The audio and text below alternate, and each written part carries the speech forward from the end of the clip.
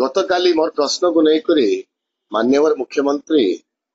कही कि supreme court आधार रे कौन जस्टिफिकेशन नाइन सेटा सुप्रीम कोर्ट जो बॉडी को से कोर्ट करते लॉयर स्ट्राइक रो जहा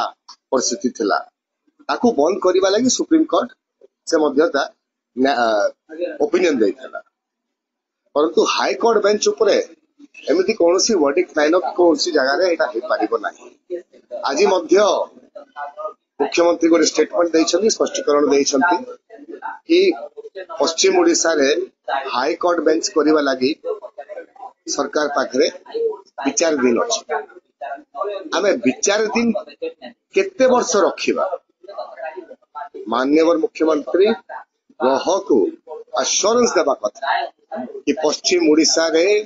गोटे सर्किट ना परमानेंट सेकेंड बेंच टा एस्टाब्लिश हेबो आ ता भितरु बलांगीर प्रथम अधिकार अछि काहे कि बलांगीर रे इंडिपेंडेंस आगुरु मध्य से हाई कोर्ट बेंच थिला अनु मु अनुरोध करबी हमर मुख्यमंत्री को से ग्रह रे गोटे अश्योरेंस दियंतु कि पश्चिम ओडिशा रे हाई कोर्ट बेंच करिवे।